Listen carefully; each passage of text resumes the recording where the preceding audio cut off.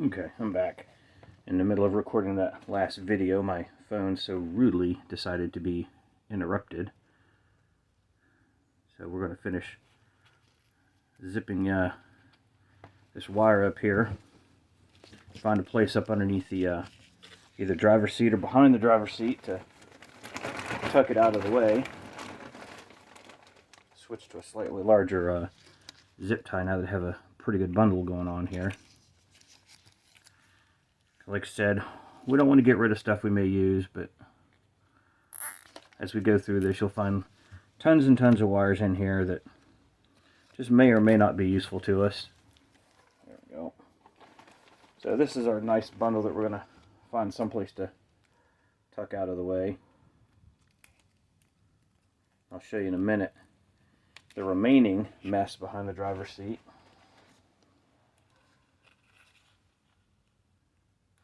Keep the zip tie factory in business here. And like I said, I'm not going to clean the little tails off. Normally I would. I like to do a little bit nicer work than that, but like I said, I may come back very shortly and cut all this out. So there's no need to do too much work neatening this up.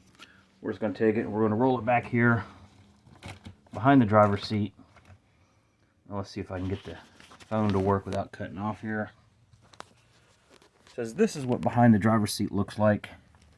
You can see there's that pile I just put in there, and a whole mess of wires up underneath it that now just kind of traverse straight through to different parts of the chassis and the coach.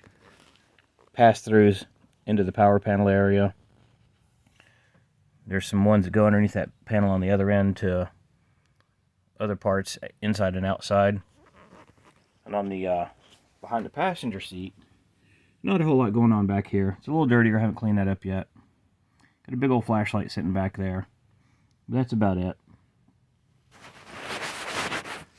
So like I said, you don't want to be cutting stuff out that you're going to use later. Until you identify it, just mark it.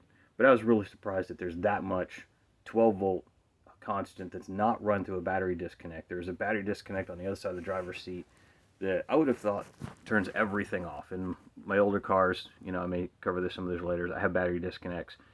Everything is off if they're off, but not in this one, which is important to know that even if you turn it off, if you have shore power disconnected, you do have some vampire drain on either the truck or the cab or the coach.